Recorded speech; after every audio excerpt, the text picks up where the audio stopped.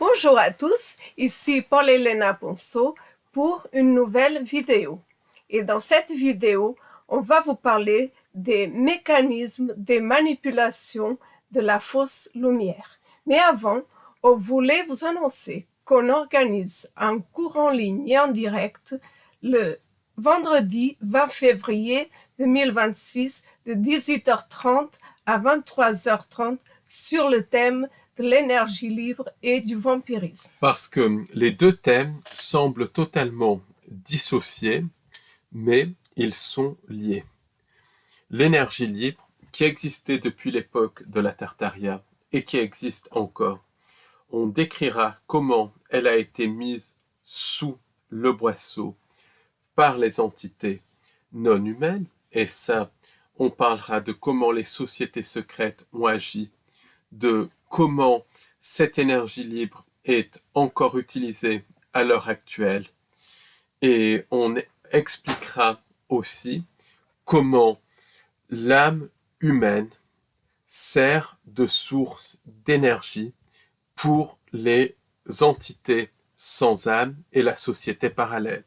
Donc on parlera du vampirisme de louche, de la prédation d'âme, et on donnera des témoignages concrets. Donc on verra qu'il y a deux niveaux d'énergie libre. L'énergie libre classique, que l'on retrouve partout, qui est l'énergie qui est tout autour de nous, qui est connectée à des concepts comme l'éther, qui est liée à la nature même de cette réalité plasmatique. Et on verra comment cette énergie libre a été mise sous le boisseau. Et on verra l'autre type d'énergie libre. Et cette énergie libre, c'est nous. On sert de source d'énergie aux entités sans âme et à la société parallèle. D'où le lien entre énergie libre et vampirisme psychique. Donc ça va être une conférence en ligne et en direct, un cours en ligne et en direct inédit qui aura lieu le vendredi 20 février 2026 de 18h30 à 23h30. Donc, on vous propose, bien évidemment, c'est un thème très intéressant, de vous y inscrire. Et on mettra le lien juste en dessous de ce podcast. Pour le deuxième événement très important, ce sera pour notre visite guidée conférence le dimanche 22 février 2026 de 13h à 18h sur un thème encore différent, les terres inconnues. Donc ça, on parlera des terres inconnues, notamment au-delà du mur de glace. On parlera des expériences qui ont été faites par des personnes, notamment par Claudio Nocelli, Olaf Jansen et d'autres qui ont été au-delà du mur de glace, parce que le mur de glace, c'est des portes dimensionnelles. On parlera aussi du concept de crypto-terrestre, donc d'humanité parallèle, de formes de vie parallèles, et on parlera de l'intraterre, des galeries souterraines, des intraterrestres, des villes souterraines. Donc ça va être quelque chose d'extrêmement important, ça va être un thème très important et très intéressant. Donc venez nombreux. Alors le lieu de rendez-vous, je vais vous le donner tout de suite, ça sera le dimanche 22 février 2026 à 13h devant l'église Saint-Germain-des-Prés au 3 place Saint-Germain-des-Prés, Paris 6e arrondissement, métro Saint-Germain-des-Prés. Donc ça sera à 13h et je mettrai le lien juste en dessous de ce podcast. Pourquoi ? Parce qu'après, on ira justement voir des bâtiments connectés avec cette géographie secrète de la Terre qui a été mise sous le boisseau. Et c'est très intéressant. Pour cela, il vous suffit de nous envoyer un mail. Et si vous souhaitez connaître le programme de notre conférence, on mettra le lien juste en dessous. Donc, venez nombreux. C'est des dimanches vraiment inédits et intéressants. Donc, aujourd'hui, Paul, on va parler des mécanismes de la manipulation de la fausse lumière. Quels sont les mécanismes et parce que c'est très vaste, cette recherche, ce travail, c'est vraiment très, très vaste et ça va très, très loin. Alors, quels sont les mécanismes et est-ce que ça concerne les entités ou bien ça concerne les entités, les anges déchus, Ça concerne un petit peu tous. les humains? Alors, ça concerne les humains aussi. Donc, le premier mécanisme de manipulation, d'inversion, c'est que les anges déchus, donc qui ont mis en place cette fausse création, et les entités sans âme, donc les entités sans âme qui travaillent pour la fausse lumière, donc c'est des entités sans âme qui se font passer pour des maîtres ascensionnés, des entités sans âme qui se font passer pour la Fédération galactique et surtout la Confédération galactique, toutes ces entités sans âme de haut niveau qui sont très souvent de type reptilien, de type insectoïde, de type draco, vont manipuler en se faisant passer pour nos créateurs et en modifiant leur apparence. Donc, Est-ce que tu peux juste me dire la différence entre confédération et fédération galactique parce que c'est vrai que ça se rapproche. alors la Fédération galactique, c'est des entités qui agissent au niveau des 5 sens, qui agissent soi-disant en nous sauvant, par exemple en vidant les bases d'entités négatives et tout. Et la Confédération, c'est des entités qui agissent plus au niveau psychique, en poussant les êtres à évoluer. C'est des entités aussi qui sont soi-disant plus évoluées. Mais est-ce qu'elles travaillent ensemble? En fait, ça travaille ensemble et en fait, c'est des entités de la fausse lumière qui se font passer pour des faux sauveurs externes. Est-ce que ça a été fait pour créer la confusion chez les humains, d'appeler confédération et fédération, ou bien... C'est le jeu. Ça crée à la fois la confusion, ça crée une hiérarchie, disons que ça donne plus d'énergie au programme du faux sauveur externe. Mais en fait, toutes ces entités sont des entités qui, pour la plupart, sont très haut placées dans la hiérarchie, qui n'ont pas une apparence humaine, qui sont de type reptilien, de type insectoïde, de type draco. Il y a aussi des entités d'apparence humaine, mais globalement, c'est des entités sans âme, et ces entités sans âme manipulent la perception, se font passer pour ce qu'elles ne sont pas. Et en fait, les entités, c'est des entités très très haut placées dans la matrice. Pourquoi? Parce que les entités qui travaillent pour la fausse lumière ont un rôle plus agréable, entre guillemets, que les entités qui abductent. Parce qu'il faut bien voir que le système pyramidal, donc, qui est sur Terre, c'est très compartimenté, et c'est un reflet du système des entités. Donc, par exemple, dans une armée, il y a les soldats de bas niveau qui vont se battre et les généraux qui ont un rôle plus agréable, qui font les gentils et tout ça, comme c'était le cas lors de la Première Guerre mondiale, par exemple. C'était dans des châteaux et tout pendant que les gens allaient se battre. Avec les entités, c'est exactement pareil. Donc, les entités qui se font passer pour les galactiques tirent les ficelles et d'autres entités plus basses dans la hiérarchie font les abductions, les MyLabs et les choses comme ça. Mais c'est les entités au sommet de la hiérarchie qui se font passer pour les galactiques, enfin au sommet de la hiérarchie des entités qui prennent le louche et tout. Et toutes ces entités, donc, qui travaillent pour la fausse lumière, vont se faire passer pour nos créateurs. Alors que bien évidemment, c'est complètement bidon. Ce sont des entités qui nous ont génétiquement modifiés, mais qui ne nous ont pas créés. Là, tu parles d'entités, mais par rapport aux anges déchus qui sont à niveau supérieur, je veux dire, c'est beaucoup plus manipulateur. Là, c'est au niveau inférieur, on est d'accord. Les anges déchus, eux, se font passer aussi pour nos créateurs. Ils se font passer en fait pour les créateurs des créateurs. C'est un niveau de manipulation beaucoup plus élevé. Mais en gros, la thématique est le même. Les entités qui travaillent pour la fausse lumière se font passer ou pour nos créateurs, ou pour des entités qui ont travaillé pour le compte des anges déchus.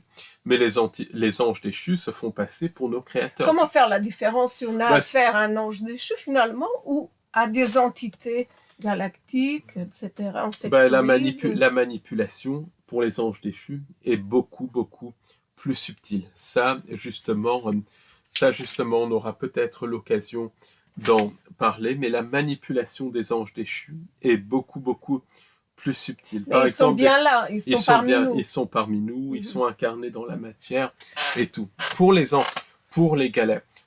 galactiques, c'est plus une manipulation. On est là pour vous sauver, même si c'est quand même bien tourné. C'est d'une manière, soi-disant, c'est pas nos sauveurs, mais en fait, c'est le programme du faux sauveur.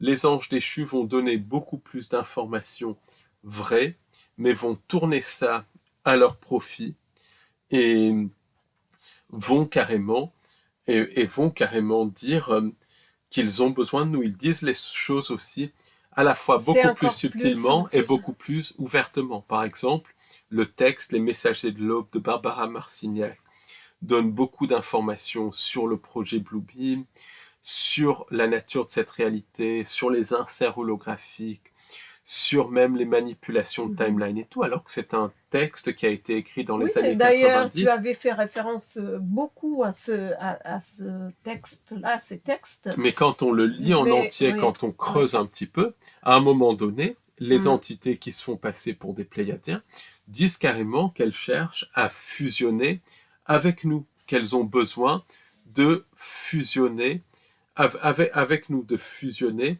avec nos âmes. Et qu'en échange de quoi, elles nous donneront des expériences magnifiques, elles nous permettront de voyager en astral, découvrir d'autres dimensions et tout. Donc, qui dit fusion avec les âmes, dit parasitisme, dit phagocytage d'âme, vampirisme. Et ça, c'est absolument typique des anges déchus. C'est très, très bien ficelé. Mais toutes ces entités vont laisser entendre qu'elles nous ont créés alors qu'elles nous ont pas créés. On a été créés par la source et elles nous ont leurrés à consentir à cette fausse création. Ensuite, elles nous ont manipulés dans cette fausse création en créant les systèmes de corps, et ça s'est exprimé par des manipulations de l'ADN et tout, mais elles nous ont pas créés, elles nous ont génétiquement modifiés. Mais ces entités, c'est le premier degré de manipulation, elles disent qu'elles nous ont créés. Et pourquoi c'est un degré très fort? Parce que quand elles disent ça, elles se font passer pour nos dieux, alors que ce sont tout sauf des dieux. C'est des entités sans âme, manipulatrices. Est-ce que ces entités peuvent induire des virus psychiques à des auteurs malgré eux? Bien sûr, elles manipulent carrément. Il y en a qui ont le discernement, qui arrivent quand même à se rendre compte, mais c'est quand même très subtil parfois de se rendre compte dans les lectures de channeling, etc. Dans ces lectures sont remplies de virus psychiques. Elles s'insèrent littéralement dans les différents concepts, et il y a tout un scénario en astral derrière ces textes transmission de channeling pour manipuler. Et donc ce qui se passe, c'est que le channel qui fait ça pense vraiment avoir de l'information, d'être de lumière, d'être de la vraie création et tout. Et très souvent, même si c'est un channel qui a du discernement, comme c'est le cas de Barbara Marcignac, on voit qu'il y a quand même du discernement et tout, c'est tellement bien fait, c'est tellement bien ficelé, ça répond tellement aux attentes des channels, des personnes en recherche de vérité, ça donne tellement d'informations vraies que personne ne va voir la chute à la fin. Et la chute, c'est carrément un texte qui incite à la possession. Et ça montre directement le plan des entités. Et elle se moque énormément de nous. Et c'est un texte où il y a tout un paramètre en astral pour que ça soit parlant, il y a tout un langage qui est utilisé, très manipulateur, très parlant. Donc les entités derrière ça, elles connaissent la psyché humaine Humaine. bien mieux qu'on se connaît nous-mêmes. Donc elles sont directement liées à la désinformation. Exactement. C'est elles qui induisent des mauvaises pensées aux personnes qui vont écrire un livre, par exactement. exemple. Elles manipulent Elles le manipulent. channel. Elles se font passer pour les pensées, pour les capacités créatrices du channel, puisqu'elles sont capables d'imiter. Elles sont capables de manipuler. Et il y a un autre niveau aussi de manipulation qui est extrêmement subtil. Elles nous disent qu'on a créé, que tout ce qu'on vit, on le crée. Donc, non, Oui, ce qu'on vit, on ne le crée pas. C'est une fausse création qui a été mise en place par les anges déchus. Ensuite, nous, on crée des canevas de réalité parce qu'on est des êtres créateurs et très puissants du reste. Je suis d'accord avec toi. Mais c'est pas ça. On ne crée pas ça. On ne crée absolument pas ça. On est leurré à le créer, à créer un canevas de réalité pour que les entités sans âme puissent projeter la réalité qu'elles veulent. Mais bien évidemment qu'on ne va pas créer des situations mauvaises qui nous empêchent de vivre bien au quotidien. Exactement. Ça ne vient pas de nous, ça vient des entités, ça vient des anges déchus, ça vient de toute la magie noire provoquée par ces entités sans âme, mais ce n'est pas nous qui créons cela. Ce n'est pas de la création. C'est pas nous, c'est le scénario des entités sans âme. Absolument. Nous, on crée juste le canevas de réalité pour qu'elles puissent projeter le scénario. Et on est leurré à créer le canevas de la réalité par justement le cirque de la politique, le cirque du mainstream, le subliminal, les scénarios dans l'astral qui agissent sur le subconscient. Tout ça va agir sur notre ADN et on va émettre des photons qui vibrent au niveau de la réalité que projettent les entités sans âme. En gros, on crée le canevas, on est tiré vers le bas par tous les scénarios, par le love bite, par tous les scénarios que mettent en place ces entités. Donc, on crée littéralement un canevas de réalité de basse vibration où les entités projettent leur scénario. Mais va dans leur sens, finalement. Mais c'est le scénario qui est mis en place par les entités sans âme. D'où l'importance d'être au courant de cette information et être informé. C'est vraiment la première chose à faire. Oui, parce que quand on est conscient, tous ces scénarios, la pièce de théâtre de la politique, le cirque de la géopolitique, les pensées intrusives aussi qui nous tirent vers le bas, nous affectent moins. Donc c'est hyper important d'être au courant. Mais les entités, ce qu'elles font, et on voit bien que c'est une désinformation qui est énorme, elles partent d'un fait réel. On est des êtres créateurs très puissants, et elles disent qu'on a créé cette réalité. Simplement, on n'a pas créé cette réalité. Cette réalité a été créée par les anges déchus, et les entités sans âme nous leurrent à créer justement un canevas de réalité où elles peuvent projeter le programme des anges déchus. Mais on n'a pas créé cette réalité. Et tout ça, c'est pour nous mettre dans la culpabilité. Oui, parce que on parlait avec une magnétiseuse qui vient souvent à nos conférences, et cette magnétiseuse disait que l'énergie négative qui nourrit le plus les entités sans âme, c'est la culpabilité. Et tout est fait pour nous mettre dans la culpabilité. Et là, le New Age, quelque part, nous dit, c'est nous qui avons créé cette réalité, alors, ce qui n'est pas le cas. C'est vrai donc qu'il y a ça crée une culpabilité. Qui disent cela. Non, on n'a rien créé du tout. Rien. C'est les entités sans âme. D'ailleurs, c'est une imitation de la vraie création. C'est une imitation de la vraie création. C'est même pas les entités sans âme, c'est les anges déchus. Après, nous, on a créé le canevas de réalité, mais c'est parce que nos pouvoirs créateurs ont été détournés par les pensées intrusives, par toute la pièce de théâtre qui agit sur notre ADN et nous fait créer une réalité, et nous fait créer un canevas de réalité, plus exactement de basse vibration. Donc, toutes nos capacités créatrices sont détournées. Mais nos capacités créatrices, si elles ne sont pas détournées, sont là pour créer des choses positives, Oui, des qu'il nous faut expériences avancer posives qui nous font et avancer. qui nous rendent épanouis. Et, Parce et, que l'être humain est fait pour être épanoui.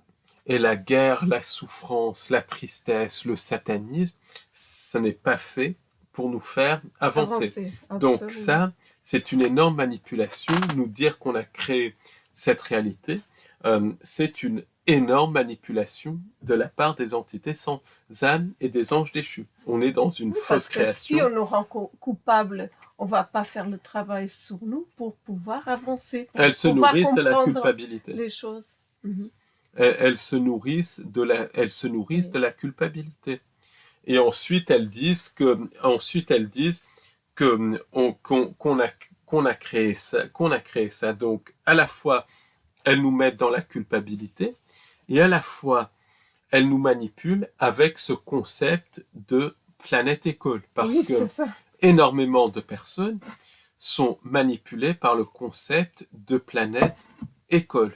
Donc ces gens-là vont admettre qu'on est dans une fausse création, mais après ils vont dire oui, mais c'est pour nous faire évoluer, c'est pour nous faire avancer, c'est pour nous faire progresser de vie en vie. Or, je prends l'image d'une classe. Quand quelqu'un passe en classe supérieure, si la mémoire de la classe d'avant est effacée, la personne n'avance pas, la personne va tourner en rond.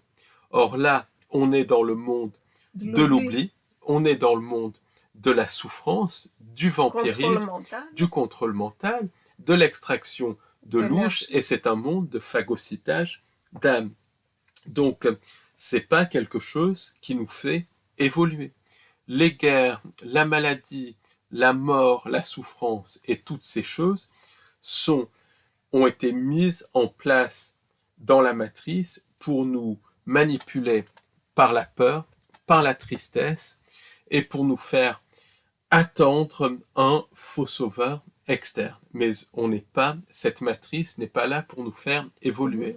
Le but de cette matrice, c'est de prendre notre louche et de prendre nos ânes. C'est aussi simple que ça. C'est pas pareil si on est conscient qu'on essaye de combler nos failles pour avancer. Après, oui, c'est ça qui est très important, ce que tu as dit.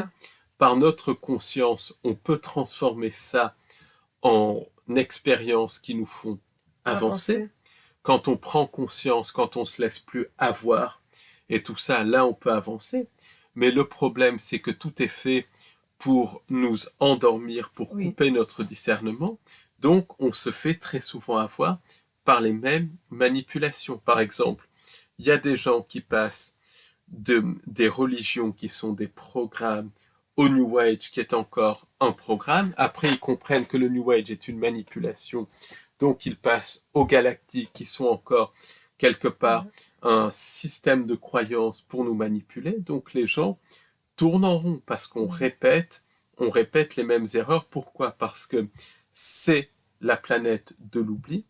Il y a les pensées les entités qui nous manipulent par le biais des pensées intrusives. Donc, c'est tout sauf une planète école. Mais le nombre de personnes qui sont dans le piège de la planète école, c'est quelque chose qui est assez terrible. On n'a pas besoin de souffrir pour être heureux. Pas Je du veux tout. dire, on ne devrait jamais souffrir. L'état naturel, c'est d'être heureux et tout ça. Après, il y a une autre variante de cette théorie de la planète école qui dit que on est des morceaux de la source qui essayent d'expérimenter les possibilités infinies, qui essayent de se découvrir elle-même. La source est omnisciente, donc voilà, elle n'a pas besoin de se découvrir elle-même si elle est omnisciente. C'est complètement illogique. Mais tout ça, c'est pour pousser le concept de planète école. Or, cette matrice qui comporte la dimension Terre, mais aussi d'autres timelines, d'autres dimensions, qui s'étend à une grande partie de la réalité, c'est la matrice de l'oubli. C'est fait pour faire oublier les êtres qui y tombent dedans.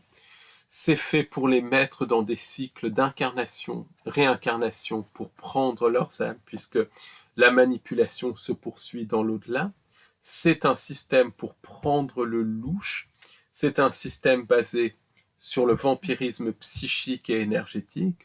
C'est un système pour couper l'âme de la conscience et c'est un système de prédation Et d'âme. même dans cette vie, les entités effacent la mémoire, effacent complètement la mémoire. Pas besoin de mourir pour effacer la mémoire. Après, C'est si nos ce que- pouvoirs créateurs n'étaient pas détournés, là, par contre, on pourrait créer une réalité humaine et créer une réalité humaine qui vibre au-delà de la matrice, de la fausse création. Mais nos pouvoirs créateurs sont interférés par le cirque de la politique, de la géopolitique, par les pensées intrusives pour qu'on crée des canevas de réalité de basse vibration. Donc on crée des canevas de réalité et on est soumis à la réalité projetée par les entités sans âme. Après, une fois que l'on se met à, que l'on commence à discerner que tout ça c'est une pièce de théâtre qui est faite pour nous tirer vers le bas par des scénarios en astral, par les pensées intrusives, là on peut commencer à être conscient de ça et à créer un canevas de réalité qui vibre au-delà de cette fausse création. De fil en aiguille, on est de moins en moins atteint par la fausse création et on commence à créer une réalité humaine. Mais on n'a rien à voir avec la création de cette fausse création. On s'est fait duper par les entités sans âme. Pour que justement on oublie qui on est vraiment. Parce qu'on est très fort et tout est fait pour oublier qui on est. Exactement. Et de quoi on est capable finalement. Du reste, j'ai parlé il n'y a pas longtemps à quelqu'un qui a fait un témoignage qui parlait de ces univers synthétiques mis en place par ce qu'on peut appeler les anges déchus et parlait de ces univers synthétiques et les anges déchus lui ont littéralement montré les univers synthétiques qu'ils créent et ils lui ont expliqué en gros comment ils faisaient chuter les gens dans les univers synthétiques et ensuite comment une fois dans les univers synthétiques qui sont comme dans des simulations, ils suivaient chaque âme de vie en vie, d'incarnation en incarnation. C'est un truc de fou, tout est une réalité synthétique. On n'a rien à voir avec cette fausse création qui n'a rien à voir avec une planète école. C'est un jeu sinistre, c'est pour prendre le louche et pour prendre les âmes. Et ça c'est clair. Même la 3D, la 4D, 5D, 6D, 7D, c'est des niveaux de la fausse création qui est faite pour prendre les âmes, qui est faite aussi pour générer de la peur et aussi beaucoup d'énergie de dévotion. Les anges déchus, ils se nourrissent, ce qu'ils aiment le plus, et ça c'est Robert Monroe qui l'a dit, c'est l'énergie de dévotion, de fausse joie. Donc, quand quelqu'un est dans la dévotion d'un faux sauveur externe, dans l'adulation, dans la joie d'avoir ce faux sauveur externe, ça nourrit les anges déchus encore plus que l'énergie de peur. Donc c'est un système qui est basé non seulement sur la peur, il y a beaucoup de peur, mais aussi beaucoup sur la dévotion, sur le faux sauveur externe. Va par lui-même donner. C'est ça, ils utilisent les humains sans volontiers finalement. Alors là aussi, les entités de la fausse lumière, comment elles nous manipulent aussi, c'est en niant le mal. Donc par le concept de planète école, par le concept aussi que l'on crée tout, finalement. Il y a aussi l'envie d'avoir un faux sauveur, une issue. Exactement. Finalement. Mais ces entités, elles nient littéralement le concept de mal. Or, le mal existe bel et bien. Le vampirisme psychique volontaire que font ces entités sur les humains, sur les animaux, sur les végétaux, sur les êtres vivants de cette dimension et d'autres, c'est maléfique. C'est purement et simplement maléfiques. Oui, on ne peut pas nier, ce n'est pas relatif. Le mal n'est pas relatif. Et les entités qui se font pas exactement, et les entités qui se font passer pour des êtres de lumière, elles nient carrément l'existence de ce qu'on peut appeler d'entités négatives, de démons, de djinns et d'anges déchus. Donc ça, c'est quelque chose d'extrêmement subtil. Il y a des transmissions de channeling, des contacts physiques avec des entités qui se font passer pour la fausse lumière, qui vont carrément dire le mal n'existe pas, tout est fait pour nous faire évoluer. Donc ça, on en a parlé. Mais il y a des entités, il y a des entités de la fausse lumière qui vont endoctriner les personnes qu'elles contactent en leur disant oui, le mal existe bel et bien, mais c'est quelque chose qui est relatif et c'est quelque chose que l'on crée. Par exemple, les entités négatives, pour beaucoup de personnes, les pensées intrusives, c'est le mental menteur. Or, les pensées intrusives, ça n'a rien à voir avec le mental. Les pensées intrusives, c'est des entités de type djinn, très souvent, mais aussi des entités beaucoup plus haut placées, des entités de type reptilien, des entités même de type galactique, des entités de la fausse lumière qui vont imiter nos pensées et qui vont nous influencer. Mais c'est des entités objectives qui sont à l'extérieur de nous, que l'on n'a pas créées. Après, ces entités utilisent des failles du subconscient, du mental, pour nous interférer, mais ces entités sont absolument extérieures à nous. Donc quand des thérapeutes disent que c'est le mental menteur qui provoque des pensées intrusives, qui provoque certains problèmes et tout, les conséquences sont extrêmement graves parce que les thérapeutes vont se concentrer sur le mental, le subconscient, mais ne vont pas avoir le paramètre entité.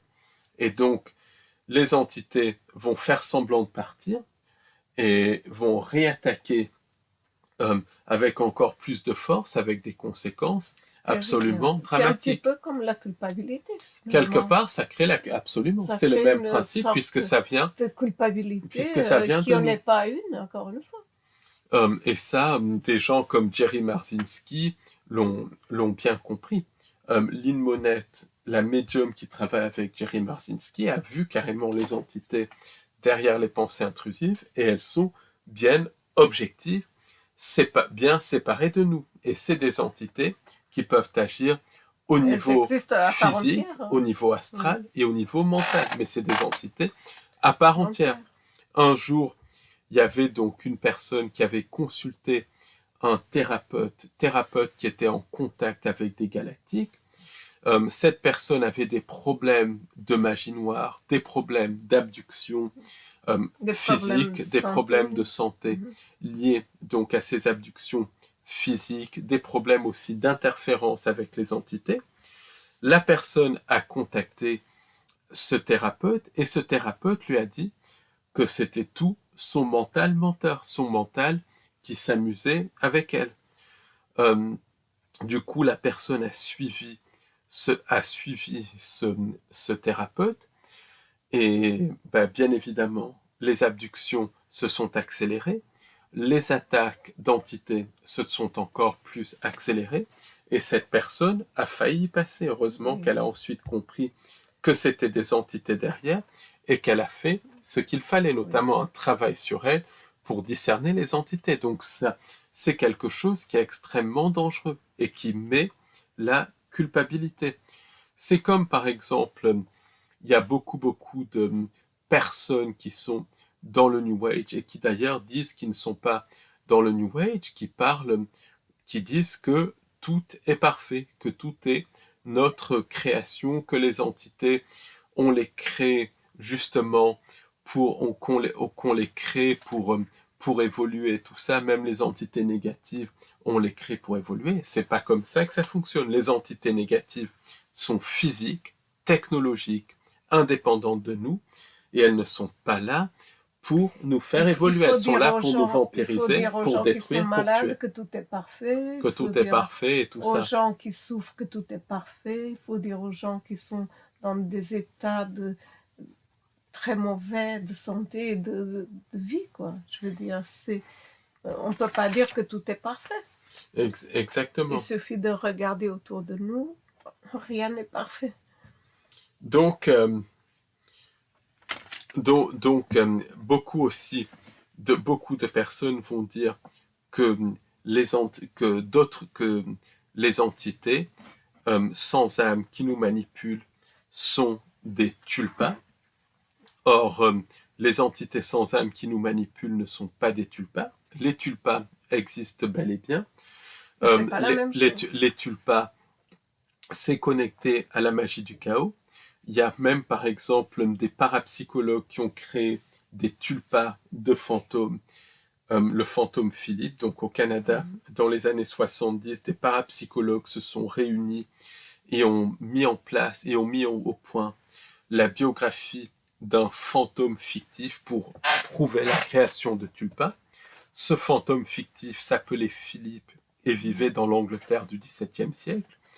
Et ce fantôme fictif, donc, est mort dans la biographie fictive quand sa compagne, qui était une gitane, avait été tuée par sa famille, puisque Philippe était censé être un noble anglais qui était parti avec une gitane. Et les parapsychologues, ils ont vraiment fouillé cette histoire.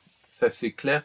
Ils ont vraiment travaillé leurs personnages, Philippe, la gitane, la famille de Philippe et tout. Ils ont inventé une biographie fictive et tout, des conditions de mort de Philippe et de la gitane et tout, très très bien fouillé. Et voilà, ça c'était vraiment très fouillé. Et ils ont essayé de voir si le fantôme fictif se manifestait. Pendant plusieurs mois, rien ne se manifestait. Ils allaient arrêter l'expérience quand quelqu'un a reçu des signaux sonores de Philippe. Donc il y a des enregistrements de la voix de Philippe sur des cassettes. Ensuite, il y a eu des objets qui se sont déplacés. Tout ça a été enregistré. Même ils contactaient Philippe par des tables tournantes, des guéridons et tout. Il y a même eu des parapsychologues qui ont vu Philippe, le fantôme, apparaître. Donc les tulpas, c'est une réalité. D'autres tulpas, c'est aussi certaines croyances qui se matérialisent. Slenderman peut être l'exemple d'un tulpa et d'une entité sortie des mondes des intelligences artificielles. Et ces entités deviennent tellement physiques qu'elles sont capables d'enlever des gens. Par exemple, il y a des personnes qui ont disparu suite à des rencontres avec Slenderman. Il y a des témoignages qui ont été recueillis par Tom Lyons. Et ces tulpas peuvent même voyager dans le temps, puisque le temps n'existe pas. Par exemple, Tom Lyons a retrouvé des rencontres avec des entités de type Slenderman, et parfois même des enlèvements définitifs par des entités de type Slenderman qui datent des années 70. Or, Slenderman a été inventé sur un forum en 2008. Donc, on voit bien que cette notion de tulpa, c'est une réalité. Et que les tulpas peuvent voyager dans le temps, dans le passé et dans le futur, puisque le temps n'existe pas. Donc il y a des tulpas qui participent au système de contrôle. Mais de là à dire que toutes les entités sont des tulpas, non, les entités sans âme sont apparues du reste bien avant qu'on tombe dans la matrice. Ce sont elles qui nous ont fait tomber dans la matrice. Et les anges déchus, c'est des entités qui ont été à la base créées par ce qu'on peut appeler Dieu, la source, peu importe comment on appelle ça, l'amour absolu et tout, qui sont coupées de cet amour absolu pour avoir leur propre création et pour vampiriser. Donc le concept de chute et tout ça, c'est une réalité qui est décrite du reste par les textes sacrés. Et ces entités étaient présentes bien avant nous, entre guillemets. Après, c'est un petit peu plus subtil que ça, parce que le temps n'existe pas, mais là, je parle comme si c'était linéaire, sinon ça devient compliqué, mais ces entités sont objectives, voilà, et n'ont rien à voir avec nous. Elles existent objectivement et bel et bien. Et du reste, moi-même, j'ai vu une entité très noire quand j'étais petite, une entité qui marchait dans la maison du reste, et ça m'a vraiment effrayée, voilà. Mais c'est une preuve vivante que les entités existent. Et après, les tulpas, ils peuvent collaborer avec les entités, et une fois que les tulpas se manifestent, c'est des entités physiques qui enlèvent des gens et tout. On ne parle pas de choses astrales, métaphysiques et tout. On parle là de physique. D'entités absolument physiques. J'ai vu une entité physique très noire qui marchait. Mais les tulpas, comme une personne. Mais bon, oui, c'est ça. Mais les tulpas sont une minorité par rapport aux entités sans âme qui n'ont rien à voir avec nous, et aux anges déchus qui n'ont rien à voir avec nous, qui sont objectifs par rapport à nous. D'ailleurs, ces entités sont objectives et physiques, puisqu'elles enlèvent des gens physiquement, font disparaître des gens, et elles collaborent avec la société parallèle. Dans les bases souterraines, il y a des accords qui sont signés. Tout le témoignage de Swali montre que les anges déchus, elles harcèlent les gens, elles attaquent les gens, elles vampirisent. Le témoignage de Swali même montre que les anges déchus sont incarnés dans la matière pour certains d'entre eux, qu'il y a des néphilim qui sont produits. Les néphilim qui sont un mélange de génétique humaine et de génétique d'anges déchus. Donc, et animal, aussi, il y a 3 génétiques, 2 ou 3 génétiques, ça dépend du type de néphilim. Donc, il y a, donc, si vous voulez, les anges déchus, les entités sans âme, sont des entités bien objectives. Il y a des tulpas, mais ce n'est pas que ça. Et ce n'est pas des projections de nos peurs. Les projections de nos peurs, ça peut se manifester par certains archétypes. Par exemple, l'archétype de la grande faucheuse, qui est une projection de nos peurs que certaines personnes ont vues et qui se manifeste. Mais même, et encore, même la grande faucheuse, certaines sont des archétypes, des projections de nos peurs, mais il y a des entités objectives, connectées aux entités sans âme, qui ont vaguement l'aspect d'entités comme la grande faucheuse, qui ont été vues du reste avant les épidémies de peste et tout. Donc ça, c'est extrêmement intéressant. Donc, et les manifestations de peur, c'est extrêmement rare. Là, on parle d'entités qui sont vraiment physiques, qui sont objectives, qui sont indépendantes de nos peurs. Par exemple, tu penses que c'est les entités qui ont créé les tulpas pour... les entités nous leurrent à créer des tulpas. Les anges déchus peuvent très bien programmer dans la matrice des tulpas. Donc, les tulpas peuvent venir de nous, mais ils peuvent même être programmés dans la matrice par les anges déchus. Si quelqu'un veut créer un tulpa, les entités sans âme peuvent manipuler cette personne en lui faisant croire qu'il a créé un tulpa, alors que le tulpa est projeté dans la matrice. Donc voilà, il y a vraiment ça. Mais c'est vraiment important de comprendre que toutes ces entités sont objectives et sont littéralement physiques. Et elles n'ont rien à voir avec la projection de nos peurs. Quand on étudie la mythologie des Indiens Choctaw et des Indiens Cris qui parlent de ces entités, qui parlent de ces véticos, ces mythologies parlent bien de prédateurs externes, venant de l'espace, donc venant de l'extérieur. Tout ce qui est oriental, les mythologies... Les djinns, les penseurs arabo-musulmans, parlent bien de djinns qui sont des entités plasmatiques comme étant extérieures à nous. Donc ces entités n'ont rien à voir avec nous.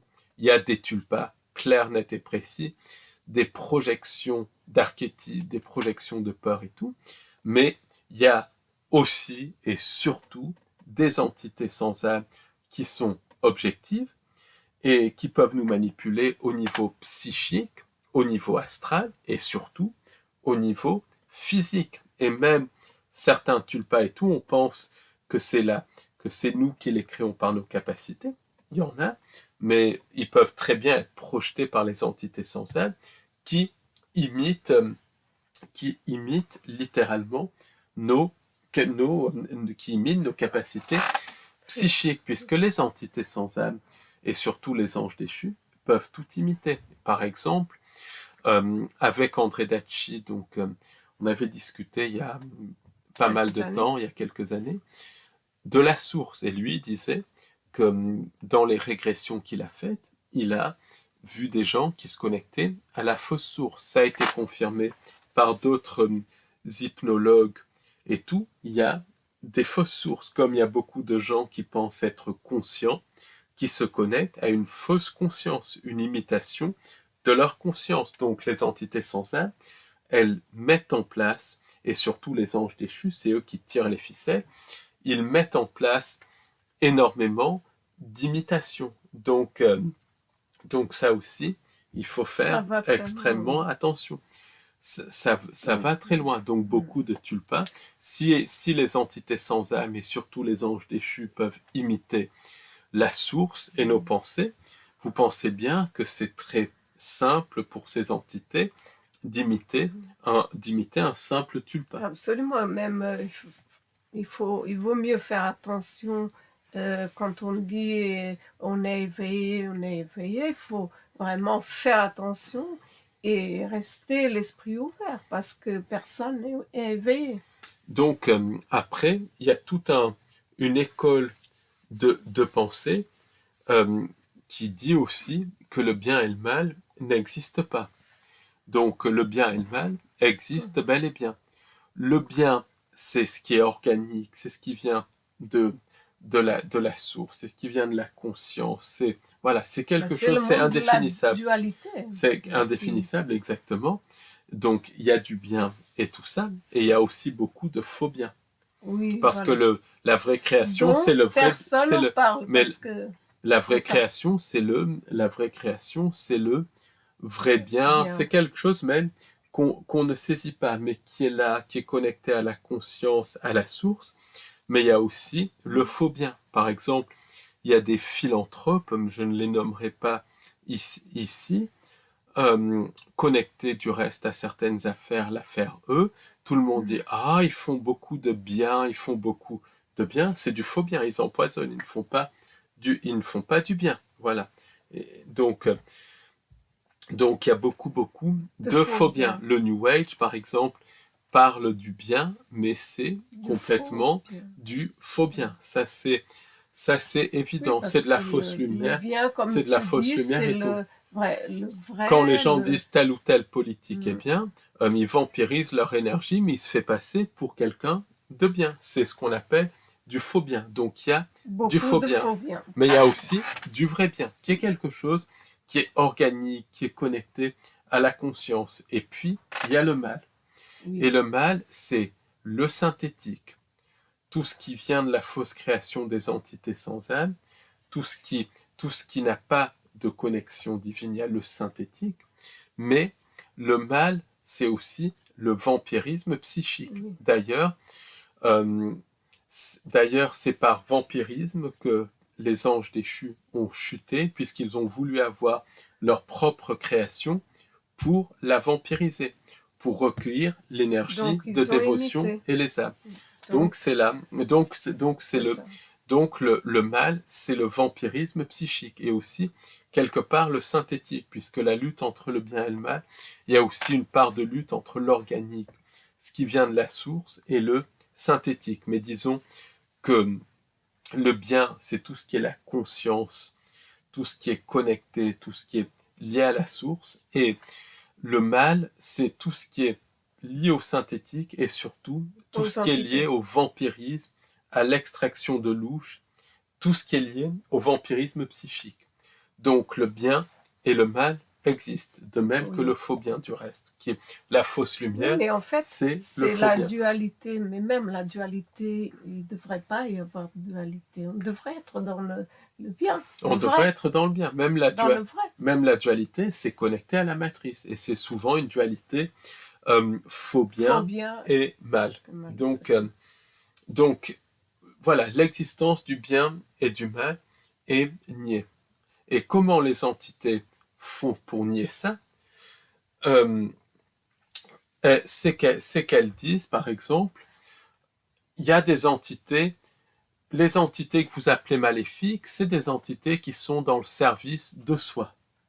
Donc les entités que vous appelez les entités positives sont dans le service des autres. Vous voyez un petit peu, très subtilement, la notion de bien et de mal est relativisée, transformée, le vocabulaire est changé. Le mal, ça devient le service de soi, et le bien, le service des autres. Mais voilà, il n'y a rien de mal à s'occuper de soi. Si on n'est pas bien, si on est malade et qu'on se soigne, on se sert soi, mais c'est pas maléfique. De même, le service des autres, il y a énormément de personnes qui servent les autres, mais qui sont des canailles, par exemple. Oui. Regardez par exemple, un certain abbé, par exemple, un certain abbé dont je ne dirai pas le nom ici, mais dont le nom est synonyme de Caillou. Regardez l'abbé Caillou, par exemple. C'était quelqu'un, tout le monde disait, ah, il est au service des autres. Vous voyez bien comment il était au service des autres. Et il y en a d'autres, bien. Voilà. Mais voilà, pour dire ça. Donc on voit bien que c'est complètement bidon. Mais tout le vocabulaire est changé pour justement relativiser le bien Oui, et le mal. même comme les termes de possession, on n'entend plus parler. Or, la possession, elle existe bel et bien actuellement. La possession, ça devient l'interférence. Il y a des interférences, mais le niveau d'après, c'est la possession qui existe bel et bien. Le vocabulaire est en train de changer. Donc, c'est comme la nature de la réalité que tu dis tout le temps. Elle est manipulée, plastique, c'est une simulation. Elle peut être programmée. Voilà, c'est ça. Oui. Et après, tout ce qui est maléfique, ça devient la part sombre à l'intérieur de nous. Et il faut arrêter la part sombre du reste. Quand on voit ce que dit Castaneda, quand on voit ce que disent même les textes sacrés dans les parties qui n'ont pas été trafiquées, quand on voit la mythologie Choctaw et la mythologie Cri, la part d'ombre à l'intérieur de nous, c'est issu des manipulations de ce prédateur. À l'époque, la Tartaria, qui est connectée aux entités sans âme. Donc, il y a tout un truc dans les transmissions de channeling, dans les contacts physiques avec des entités qui se font passer pour des galactiques et tout ça, pour nier le bien et le mal. Or, les entités et les entités se nient elles-mêmes aussi. C'est très subtil. C'est un jeu subtil. Alors que les entités, elles sont là, elles existent bel et bien. Et après, il y a des gens qui vont admettre le mal, mais qui vont dire, oh, finalement, ça fait partie du plan divin. Ou le karma. Ou c'est le karma. Enfin, quel plan. Le karma, c'est une manipulation des entités sans âme pour leurrer les gens à consentir au cycle d'incarnation, réincarnation, à consentir à des chemins de vie terribles et tout ça. Voilà, c'est une énorme manipulation. Et je conseille le livre d'Isabella Green, justement, pour bien comprendre ce qui se cache derrière le karma. Donc, tout est fait pour relativiser le mal.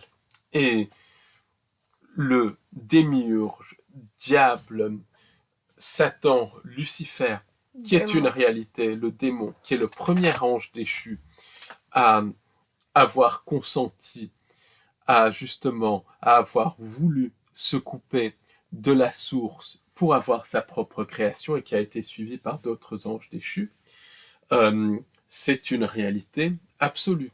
De toute manière, tous les textes sacrés anciens parlent de ça. Même dans la Bible. La Bible parle de ça. Après, ça a été trafiqué, mais il y a un message de base qui est là. Oui. Les Amérindiens parlent de ça. Les Indiens d'Amérique latine parlent de ça. On retrouve ça absolument partout. Oui, donc, dans toutes les cultures. Donc, il y a très clairement, ce qu'on peut appeler le démiurge, le diable, disons le diable pour être très clair, c'est quelque chose qui existe, c'est une réalité. C'est le premier ange déchu à s'être coupé de la source. C'est quelque chose c'est ce qui tire les ficelles. Et tout ça, ça a été relativisé ou nié. Donc il y en a qui disent que ça n'existe pas. D'autres qui disent c'est tout simplement une projection de toutes nos peurs. Le diable, c'est une projection de toutes nos peurs. Non, c'est quelque chose qui est objectif. Si on prend le temps comme linéaire qui était là avant nous, mais bon, c'est pas linéaire, donc c'est quelque chose qui est objectif, qui est extérieur à nous. C'est un ange déchu. C'est quelque chose qui est physique, qui est formé, ou en tout cas qui a une certaine physicalité, qui est formé aussi d'un agglomérat de différents anges déchus. Donc j'ai fait une enquête avec Gaëlle justement sur la matrice, et Gaëlle, pendant cette enquête, elle a vu où ce qu'on peut appeler le démiurge, ou un être très proche du démiurge, au niveau quasiment comme le démiurge. Et elle parle de quelque chose qui est un agglomérat de différentes entités, de différents êtres, mais qui forment quelque chose d'indépendant, quelque chose d'objectif, qui a une apparence non humaine, de très grande taille, avec des ailes dans le dos et tout ça. Donc, voilà, Fritz Springmeier, du reste, c'est ça qui est très intéressant. Dans un livre qui date des années 90 sur les 13 lignées, il parle justement d'avoir vu des photos d'une entité qu'on peut appeler le diable. Et il le décrit de la même manière que Gaëlle. Donc c'est quelque chose qui est objectif, c'est quelque chose qui est extérieur à nous. Donc ça, c'est vraiment important à comprendre, mais tout est fait pour nier cela. Oui. Même les religions, donc comme depuis surtout le Concile Vatican II et les années 60, une grande partie de l'Église catholique, donc qui était déjà complètement trafiquée, infiltrée, mais nie carrément le diable. Ça, c'est un fait. Et beaucoup de religions commencent à nier ça. Or, le diable, le démiurge, qui a mis en place la fausse création, c'est une réalité. Les exorcismes qui existent depuis les très longtemps. Les exorcismes, ça montre bien qu'il y a la présence du mal, de la possession et tout. Donc, mais tout est fait pour nier tout ça. Tout ce qui se passe aussi, c'est que cette information, donc, nier les fondamentaux, autrement dit, nier qu'on est dans une fausse création, nier le fait que le bien et le mal existent, dire que l'on est dans une planète école, dire que les entités sans âme n'existent pas ou sont des parts sombres de nous, c'est une immense manipulation. Et elle est déclinée de plusieurs manières différentes par les entités sans âme elles-mêmes, c'est ça le paradoxe, pour diviser, pour régner. Par exemple, certains channels vont dire que le mal n'existe pas, d'autres vont dire que les entités négatives, c'est des projections de nous, d'autres vont dire que c'est des archétypes, d'autres vont dire que c'est Dieu qui nous teste et tout ça. Et tout ça, c'est pour créer différentes boîtes, mais qui nient des fondamentaux et qui manipulent par le mensonge pour diviser, pour régner. Il y a complètement aussi une banalisation de tout ça. Il y a une banalisation, une inversion. Le mal devient le bien devient le mal. Et ça, c'est typique de la doctrine des entités sans âme. Donc, pour résumer, on est dans une fausse création. Ça, c'est un fait qui commence à être démontré du reste scientifiquement. On est dans une fausse création qui a été mise en place par des anges déchus et qui est reprogrammée de l'intérieur par des entités non humaines. Ces anges déchus et ces entités non humaines nous manipulent par les pensées intrusives. Ce sont des entités qui sont capables de modifier leur apparence, de manipuler notre perception et de faire passer des vessies pour des lanternes. Pour nous vampiriser notre énergie. Ces entités se nient elles-mêmes en niant le mal, en faisant croire qu'elles font partie d'un plan divin ou que ce sont des projections de nous, alors qu'elles ne font partie d'aucun plan divin et ce ne sont pas des projections de nous, ce sont des entités maléfiques, vampiriques, extérieures à nous. Ensuite, tout est fait aussi pour nier le bien et le mal, alors que le bien et le mal, ça existe. Le vrai bien et le mal absolu. Il y a aussi le faux bien, qui est connecté à la fausse lumière. Je trouve ça très pertinent quand tu parles du faux bien, parce que personne n'en parle, c'est comme la fausse lumière, personne n'en parle, et ça échappe tout le monde. Ça échappe à tout le monde.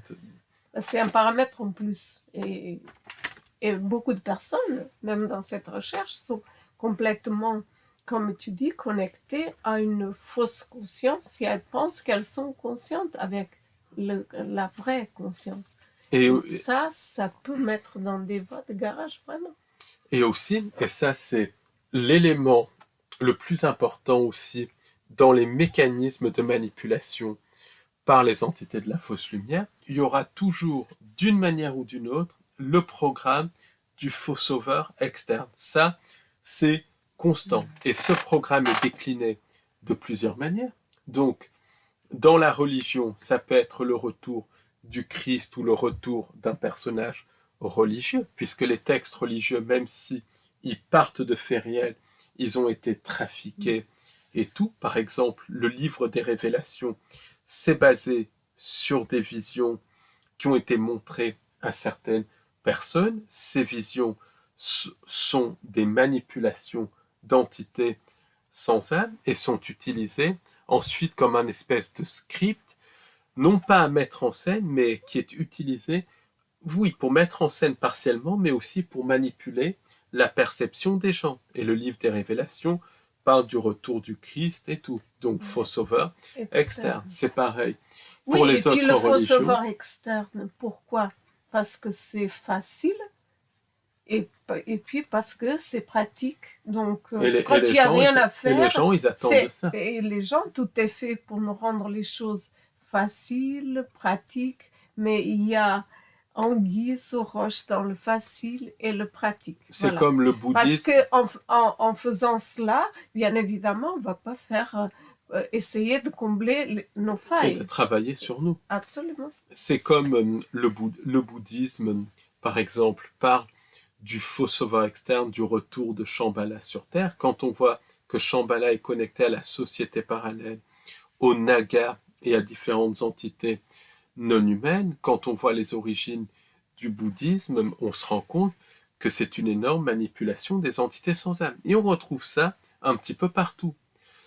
Le New Age, par exemple, par les transmissions de channeling, parle de retour des maîtres de la sagesse et tout.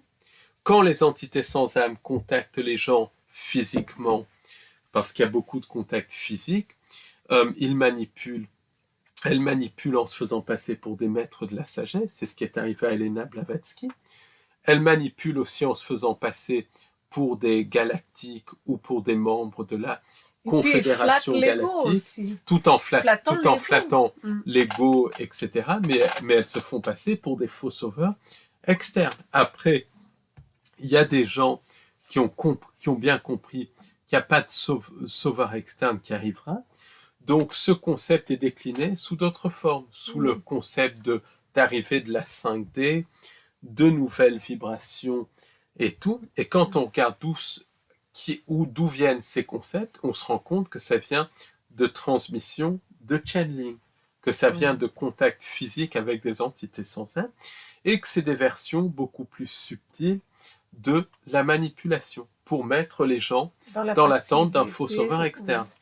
Par exemple, même des gens comme Isabella Green, elle a compris qu'elle a énormément été manipulée par la notion de 5D. Tout ce qui est 5D, 6D, 7D, 8D, 9D, 10D, 12D, 15D, ça ne veut rien dire. C'est connecté à la matrice. Au-delà de la matrice, c'est au-delà même du concept de dimension. C'est Il des vaut mots. mieux dire dimensions différentes. Ouais, parce mais que, c'est. voilà, Mais c'est- de toute façon, c'est tout des manipulations des entités sans âme. Au-delà de la matrice, il n'y a même pas cette notion de dimension telle qu'on la connaît. C'est encore autre chose. C'est indescriptible par les mots.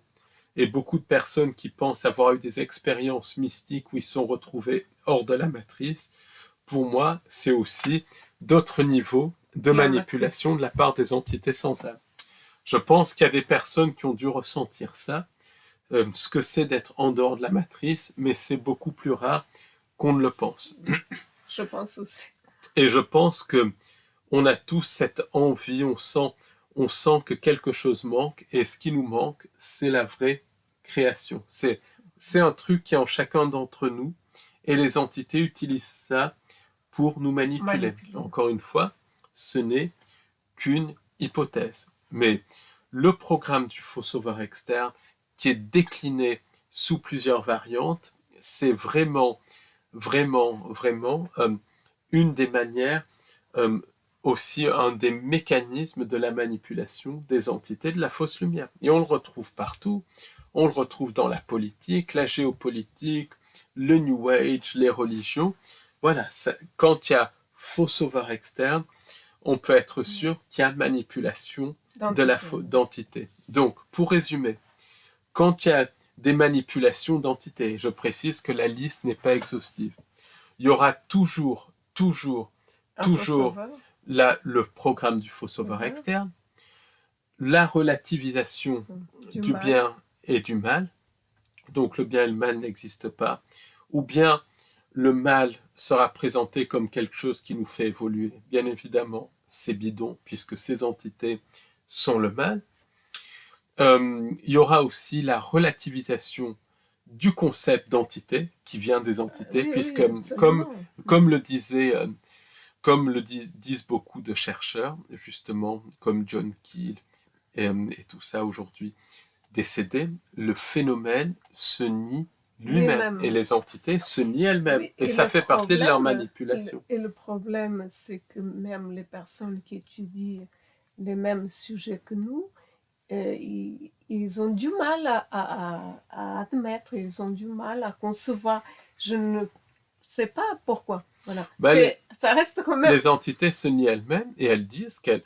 Et quand elles se font passer pour des entités de la fausse lumière, elles disent que les entités négatives, c'est des projections de la part d'ombre de nous-mêmes. Donc tout est fait aussi pour nous mettre dans la culpabilité. Quand les entités font culpabiliser de manière directe ou indirecte ou portent un jugement, attention aussi. Et ça peut être une culpabilité de manière très indirecte. Après, les mots sont simples. Le bien et le mal, c'est une réalité. Mais quand les mots sont changés, service de soi, service des autres, quand tout est compliqué, attention,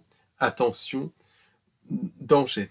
Quand ensuite les entités disent qu'on a créé cette réalité, on ne l'a pas créée. Nos pouvoirs créateurs ont peut-être été usurpés, ils ont même été usurpés, mais on n'a pas créé cette réalité. Cette réalité a été créée par les anges déchus. Et ce n'est pas une réalité qui est faite pour nous faire évoluer, c'est une réalité qui est faite pour nous vampiriser nos âmes, pour nous faire oublier et pour prendre notre louche. En fait, c'est une réalité vampirique, que ça soit cette dimension ou les autres dimensions et timelines de la fausse création. Quand aussi les entités se font passer pour nos créateurs, attention, danger. Donc, pour transcender tout ça, c'est vraiment le discernement. Quand il y a du channeling, il y a des contacts avec des êtres de la vraie lumière, mais les contacts sont rares et aident dans l'ici et maintenant.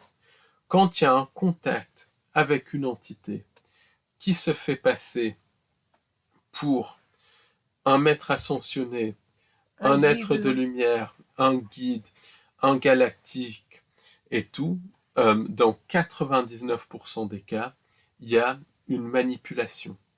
Et ces entités vont manipuler de manière extrêmement subtile, comme c'est le cas dans les messagers de l'eau, par exemple. Donc c'est hyper important d'avoir du discernement. Voilà. Et le Et discernement, avoir du discernement, ça c'est passe aussi, par l'information, oui, et ça puis passe par, rester ouvert d'esprit parce ça que passe par toutes les l'ouverture possibilités sont possibles ça finalement passe par l'ouverture d'esprit. d'esprit. Ça passe aussi par la connaissance de soi. Oui. Parce que savoir qui on est, Être pour pouvoir informé distinguer aussi. ce qui vient du subconscient, parce qu'il y a des pensées qui viennent du subconscient, ce qui vient de l'extérieur, et il y a une grande partie des pensées qui viennent des entités sans âme, et ce qui vient de la conscience. Donc ça passe par, ça c'est le discernement, et le discernement, ça passe vraiment par un travail sur soi, pour se connaître soi-même. Comme disait l'adage des Grecs anciens, connais-toi toi-même et tu connaîtras le monde et les dieux. Et voilà, ça veut bien dire ce que ça veut dire.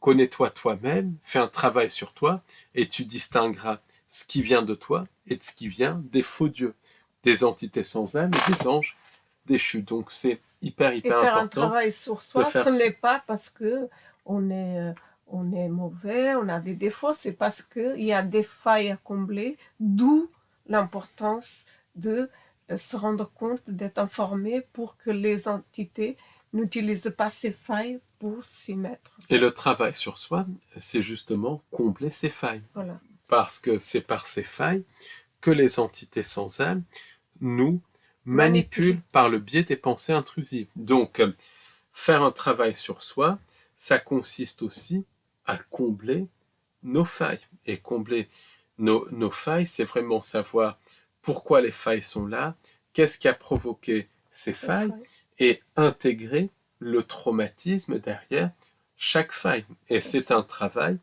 à faire vraiment tous les jours, constamment. Après, dans ce travail, c'est aussi beaucoup d'humilité parce qu'il y a tellement de manipulations, fausses sources, fausses consciences, qu'on ne peut plus dire à l'heure actuelle « je suis conscient, j'ai une expérience mystique où je me suis retrouvé dans la vraie création, je me suis connecté à la source ». Non, c'est toujours avoir du discernement. C'est toujours avoir du discernement. Et ça, c'est vraiment quelque chose qui est fondamental. Et ça demande beaucoup d'humilité. Parce que on a affaire vraiment à des entités qui nous manipulent, qui imitent et qui se font passer pour ce qu'elles ne sont pas et qui sont prédatrices. Donc la chose la plus importante, pour résumer, c'est vraiment le discernement. C'est aussi vraiment le travail sur soi pour savoir qui on est, pour savoir qui on est, quelles sont les pensées qui viennent de nous, quelles sont les pensées qui viennent du subconscient et surtout quelles sont les pensées qui viennent de l'extérieur. Travail sur soi pour combler aussi les failles. Et ensuite, c'est se créer son propre bonheur pour qu'on crée justement un canevas de réalité pour que les entités sans âme ne puissent plus projeter leur réalité sur le canevas. Et ça passe par se créer son propre bonheur dans le quotidien et le transmettre à un maximum de personnes. Merci de nous avoir écoutés. Et merci beaucoup de continuer à nous soutenir. Merci beaucoup. Merci, au revoir, à très bientôt pour un nouveau podcast. Merci, au revoir, à bientôt, au revoir, à bientôt, merci.